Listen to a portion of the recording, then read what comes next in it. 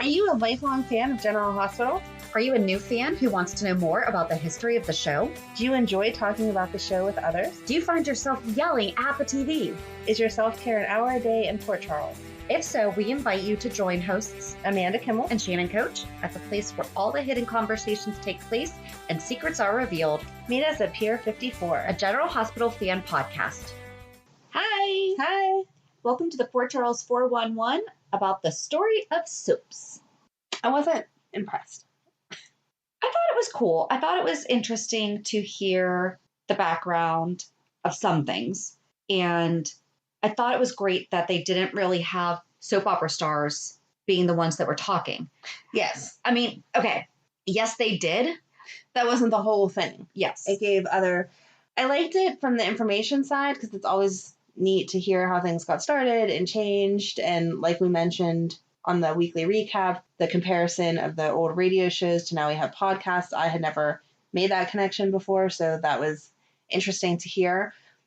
But it felt like they couldn't really pick a side because they started with soap operas, then they started talking about reality TV. I did not like that. I did not like that either. Because they were basically saying soap operas are irrelevant now because of reality TV. No. Exactly. But then in that last 5 minutes that they summarized everything, they were like, of course soaps are going to survive because they're the heart of everyone and it's all about family and blah, blah. Well, that's not what you just said an hour ago. Well, because they showed, you know, the women slapping each other, the drinks getting thrown. But the thing is that the soap operas, we know that it's fake. Right. You know, when we watch that, I don't care for a lot of... No, me neither. Reality TV shows. Mm-mm. You know, when Real World, you know, the very first the third season of Real World, such a difficult show name to say. Yes. You know, that did a lot for the AIDS. It did do a lot for the AIDS. And I remember hearing about that and it being, you know, in different magazines and talking about it. And that's awesome. I'm so glad that it gave that exposure that was needed. But I still didn't watch Real World. I watched one season. Okay. Hawaii. No, I never watched any of them. It didn't feel like that was their whole catchphrase where people stop being nice and start being real. It's still scripted. It didn't feel real. So, and that's what they seriously tried to say, that reality shows are not scripted. Yes. Seriously? Exactly. Yeah, they are. The real experience you're getting from watching these people is better than anything that can be written. No, because it's still being written somewhere. Yeah. Or even if it's not being written, it's being edited in a way that there's still a whole bunch that happened between point A and point B, and all you heard was the first line and then saw the person slap the other person. Right. That's not how real life works. It's not, reality TV is not real. Exactly. No. 100%. So they had... Okay, so the only non-soap actor, actually, I don't know why John Hamm was on it, but I'm not complaining because I like him. Mm-hmm. I mean, he was on Mad Men. Right, I didn't understand that either because some of the people, they wrote out like everything they had ever been in, right. And you kind of went back. And like, John Hamm's been in much more than Mad Men. The guy that played Lucky for that little bit of time, yeah. I didn't realize that he had been on 90210. But whenever Greg it Vaughn. gave, yeah. I didn't see that. I didn't even think about that because I know he's on another soap right now. He is on another soap. So I didn't pay attention to his thing. When you saw his little thingy, it said, his little list of accomplishments, it said 90210, 96 to 97, 97 to 98. I don't know what year it was. But anyway. Well, now I have to go back and watch 90210. So Vanessa Marcel was on there too. Yes. Well, I knew Vanessa because I had already known her from General Hospital, but his was flipped. He did 90210 first. And so when I saw him on General Hospital, I didn't say, oh, he was on 90210. Yeah. So that was informative. But then there was other people that you knew have done other things. And like in that case, it only listed Mad Men. And I was like, you've really? done a lot. But he sounds like John York. Mm-hmm. Because I kept hearing him and then they would show him. I was like, that's not who that is. But Bryan Cranston, I did not know was on Loving. No. You know, they talked about who got started on soap operas. Mm-hmm. Julianne Moore, Kelly Ripa, Demi Moore, Alec Baldwin, Brad Pitt, Vivica A. Fox, John Stamos, and Ryan Phillippe, which I totally forgot about Ryan Phillippe. Oh, yeah. And now Denise Richards is on Bold and the Beautiful. I didn't know that. I think I saw that like on accident because again, I watch everything Hulu. So if I'm not looking for it, I don't see it. I think it was one of those, a soap was on in a doctor's office or something. And I was like, oh, I thought she was a real housewife. I mean, I know she's done other things. She's kind of gone backwards before. Though, she was a movie star and then she went on TV and then now she's on to soaps. but I never watched Knots Landing. Was it actually a soap opera or was it like the primetime soap opera? It was Primetime. Okay. But So it was I like never Dallas. watched it either. Okay. Yes. So to say that Alec Baldwin got his start on a soap opera is kind of stretching it. Yeah. Okay. Because, that's another part I didn't agree with. They were merging daytime and nighttime really early on, and I don't think that they're the same. I think that Bryan Cranston I liked him the best. I thought that he had a lot of really good supportive information, and saying there's nothing like this. Even John Stamos did too. Right. Had a lot of, I've done a lot since, but seriously, nothing compares to it. Right. When they came down to soaps work, Susan Lucci said 16, 18, 20-hour days. Right. No one else is doing that. They're doing a script of 120 pages. That's the same as a movie, but they're doing it in one day. It's insane. Right. And I said that, we've had this conversation before, whenever we were little, what did you want to be? I said, even at age 6, I recognized the soap stars are doing way more material than anyone else because they're on every day. So why is it looked down like that's not a great job when it teaches you everything and you're actually using your acting skills more than a show that's on once a week? Yeah. Don't you hate when you're listening to a great podcast and suddenly you're interrupted by an ad? I know! Thank goodness Stitcher lets us listen to our favorite podcasts like Conan O'Brien Needs a Friend, My Favorite Murder, and many more ad-free for only $4.99 a month or $34.99 a year. Go to Stitcher.com/premium to sign up today. Use promo code PEER54 for 1 month free on us. Do you have an idea for a podcast but don't know where to start? Download the free Anchor app or go to anchor.fm to get started. Anchor is such an easy way to record and edit a podcast, and you can do it from either your phone or computer. Best part is you don't have to worry about getting it out there. Anchor distributes to many platforms, so you can be heard on Spotify, Apple Podcasts, Stitcher, and many more. You can start making money right away without having a minimum number of listeners, too. Anchor really is everything that you need to make a podcast all in one place.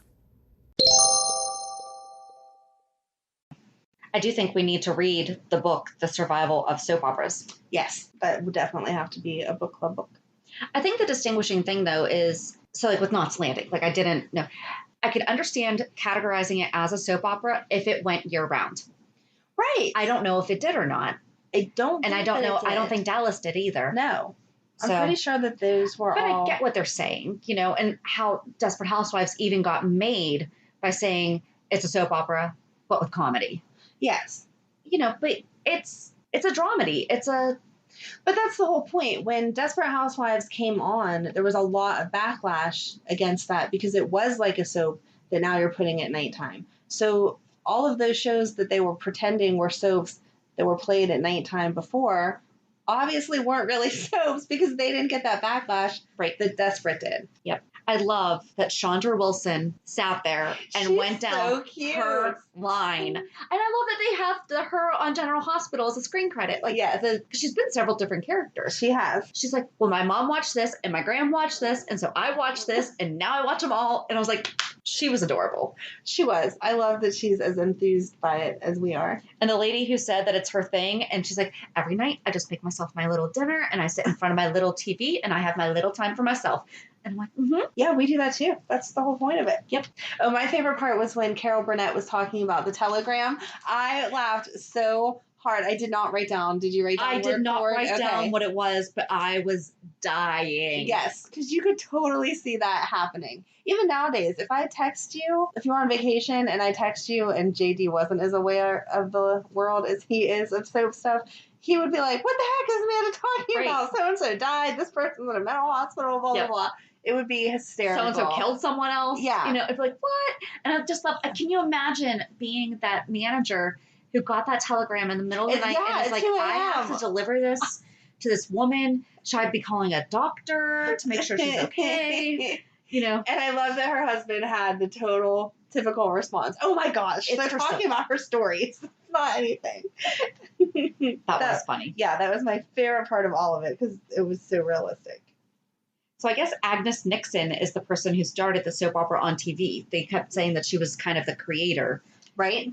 So she's the one who got the idea from taking the radio show to putting it onto the screen. I did think it was interesting that they kept talking about soaps were on during the day because the women were at home and the kids were at school and the husbands were working. And so this was how all of the different ads got put out, because you wanted the women to buy this certain detergent, this certain that, blah, blah, blah. But how it all started was women saying, oh, no, you need to write for women. It wasn't a men's empire that they started. That Erna Phillips was the one that stepped out and was like, hey, yeah, here, this is what you need to do. And that they started covering, I didn't realize that they started covering real life stories that far back. Yeah. Like we talked about. It was the Vietnam War. Did you get the impression that the Vietnam War was the first kind of social story that they did? I think that's really interesting. It is. And then they said they talked about birth control and stuff. I thought the General Hospital, not that I don't think still that they're doing an amazing job, but I thought it was more groundbreaking than I guess it actually was if they had started doing it 100 years, not 100 years ago, but you know what I mean. That's my favorite number, 100 years ago. I thought it was cool that they had the fan that created the soap opera festivals. Yes. That was a lot of fun. We sit here and we have our snacks and we watch the show together.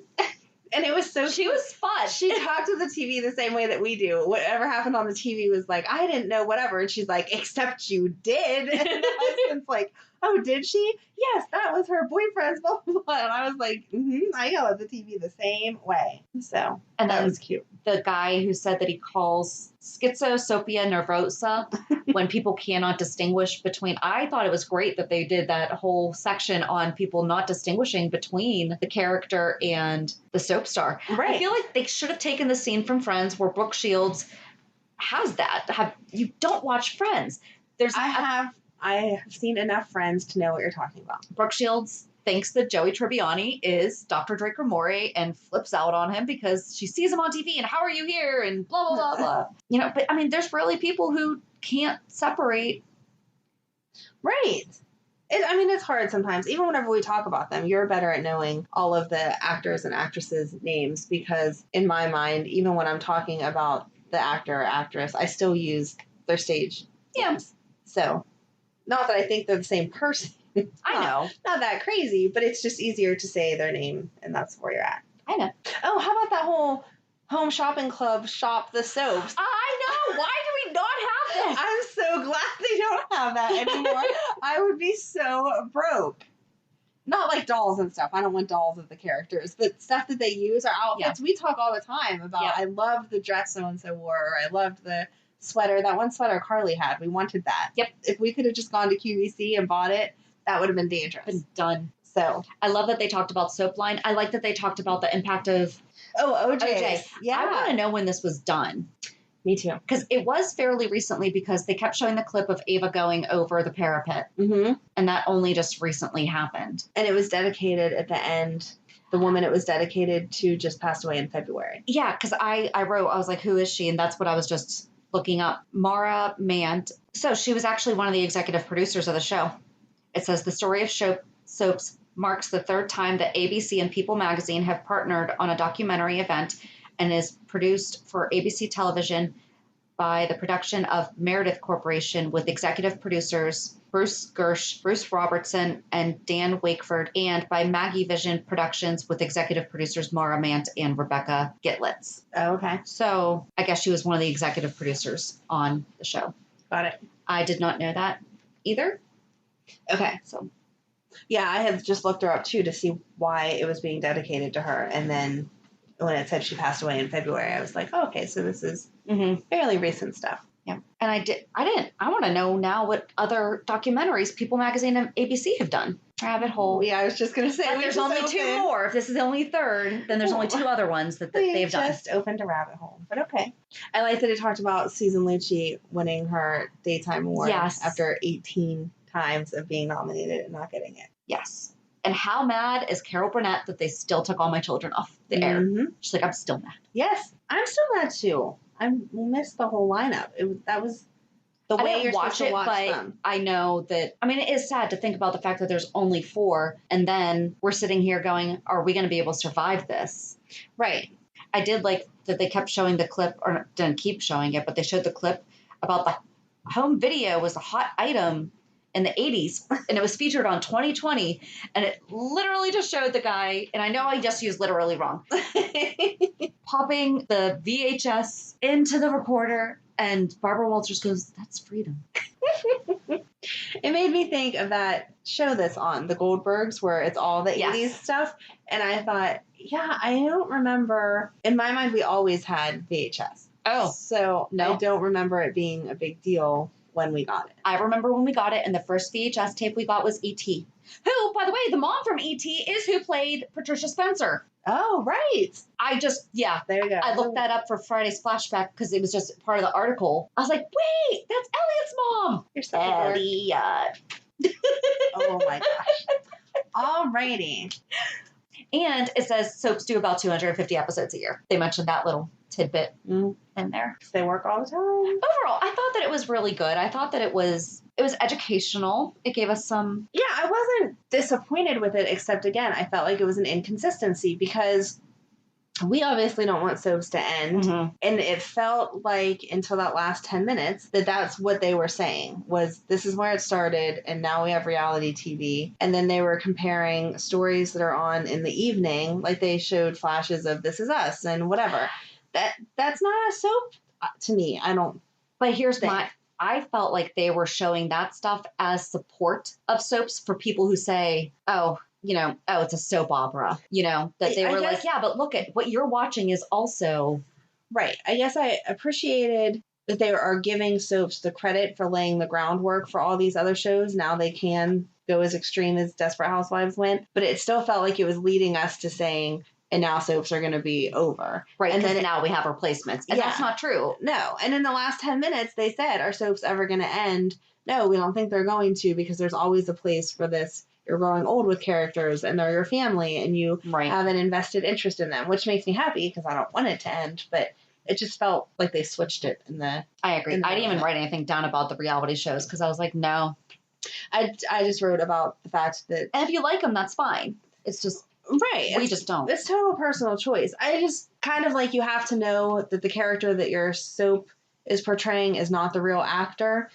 When you're watching those reality shows, I hope you know that that's not truly how those people are every day of the week. It's when the cameras are around. And I think it's going to be interesting to see how reality shows continue now with everyone starting their own YouTube channels. I mean, my kids sit and watch other little kids YouTube their lives all day long. It annoys the heck out of me. But are they going to be over it? Like for Madeline watching it now, when she hits 20, is she going to say, I don't want reality TV. I watched all that on YouTube. I'm over now it. I want to watch the cartoons I should have been watching when I was 7. Exactly. Or are they going to have no interest in soaps like we do because all they want is the reality?